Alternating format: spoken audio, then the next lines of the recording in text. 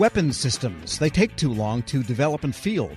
Dozens of Defense Department acquisition programs are late, slow, or over budget, or maybe all three. That's the general sense of the latest annual assessment by the Government Accountability Office. For highlights and what it all means, the GAO's Director of Contracting and National Security Acquisition, Shelby Oakley. Shelby, good to have you back, as always. Thanks for having me again. And I guess nothing changes from year to year, but some things change. I mean, what's your general sense? Has there been any improvement in the ability to get these things bought, tested, and fielded vis-a-vis the last year or the last 5 years? Unfortunately, that is the area of focus, is trying to speed up capability deliveries to the warfighter, but we're just not seeing it. We're seeing programs continue to take as long as they always have to get to the warfighter to be able to be fielded and tested. And I think that that's one of the most discouraging findings of our report this year. And this comes in the context of things being more threatening generally in the world and all of these low-level kinds of engagements that the military is involved with. They're running out of stuff. That's a different issue. Well, what's going on? What's the fundamental reason that some of these programs take so long? Yeah, I mean, I think just to comment initially on what you said, that is the case. The environment has changed, right? We cannot no longer wait for capabilities for 10, 15 years to be able to be delivered, right? The pace of our adversaries and the pace of innovation just dictates that we need to deliver things more quickly to be able to keep up with those folks. And I think fundamentally the problem is that we've focused a lot within the Department of Defense, and the Congress has too, on changing approaches for acquiring these systems, providing more flexibilities in the pathways that these programs are taken to be able to, develop these capabilities. Unfortunately, what we're seeing is that these changes have really just enabled the programs to start faster, but they're not enabling them to finish faster. And that's essentially because they're taking the same types of programmatic approaches, these long linear development timeframes, and plopping them into these new pathways, which are supposed to be able to encourage speed and innovation. It's just kind of like putting makeup on a pig, or whatever that saying is. You can't really change what the outcome is going to be if you don't change the underlying approaches to product development. Well, let's put some examples here. There is, first of all, the Major Defense Acquisition Programs, known as the MDAPs, and you've cited, many of them. Let's talk about, say, one called OCX as a case in point. What is it, and what's going on with it? Yeah, OCX is the software control system for the launch and operation of the GPS satellites. So everybody, I think, is pretty familiar with the GPS satellites.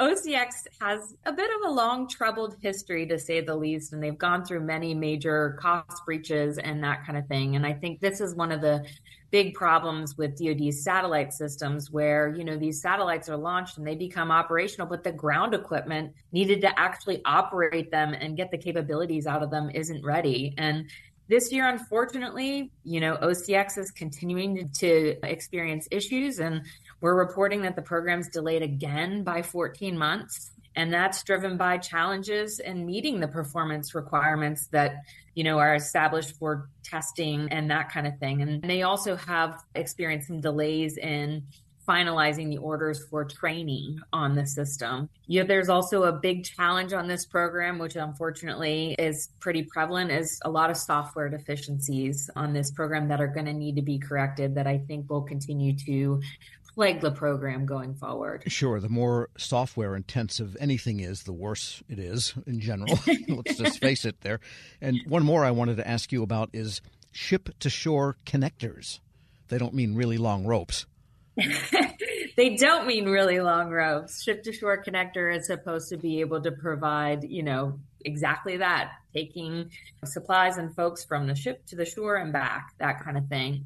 These are supposed to be pretty, simple types of craft. This is one of the least complex ships that the Navy is building, but this program has experienced 15 months of delays, and this is due to issues found in developmental testing with, material issues like cracking propeller blades and premature wear on the gearbox. And these are the kinds of things that really throw a program off track. And these kinds of things are preventing the Navy from accepting the delivery of the craft on time and are continuing to contribute to those delays. And the list goes on and on. We're speaking with Shelby Oakley, Director of Contracting and National Security Acquisitions at the Government Accountability Office.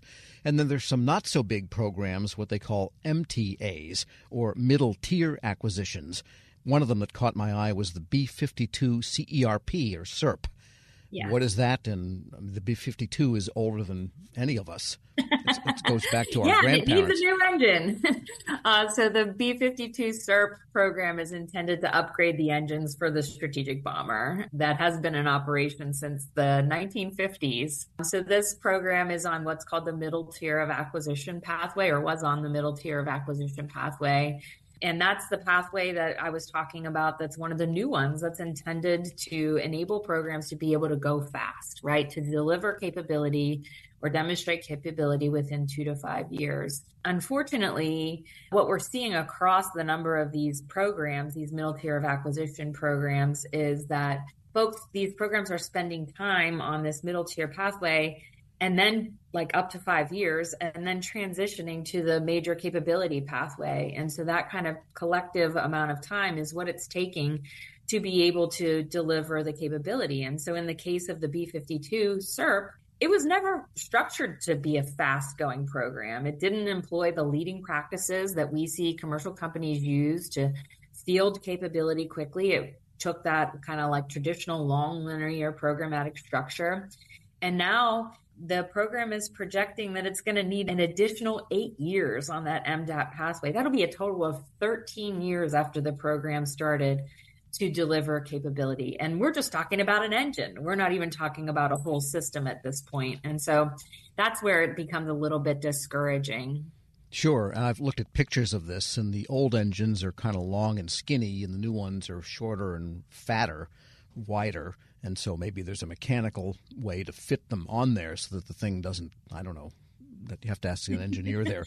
But you'd have to ask an engineer for sure. But fundamentally, is it the specifications that get out of control?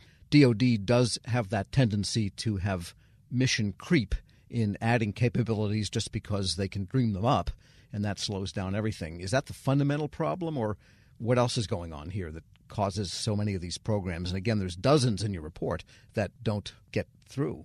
You know, fundamentally what we're seeing is that these programs that DoD takes aren't structured like programs that innovative companies take on, right? And so innovative companies can go ahead and push forward and achieve a new product development effort within that kind of, shorter time frame, 2 to 5 years. And they're able to do this because they focus on modern tools, iterating on design, and really focusing on what are those initial set of capabilities that we need to achieve the quickest to be able to get something valuable out there, and then continue to focus on how do we continue to improve and iterate and add to those capabilities and field capability kind of consistently and iteratively.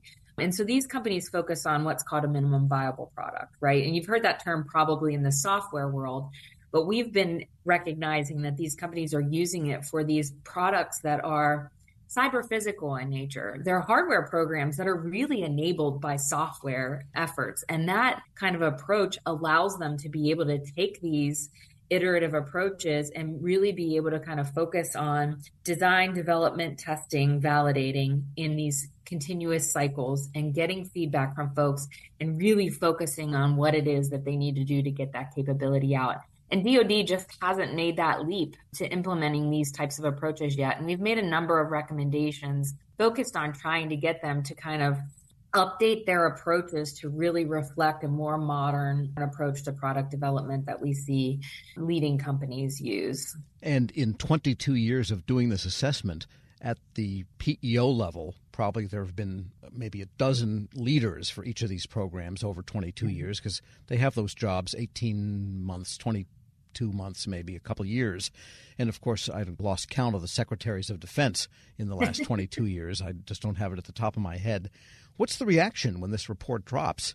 Oh yeah, we gotta change that. At a high level within DoD, there seems to be a lot of support for trying new approaches to doing things, because obviously there's a recognition that what is now doesn't work. And so what our job is really to kind of help identify those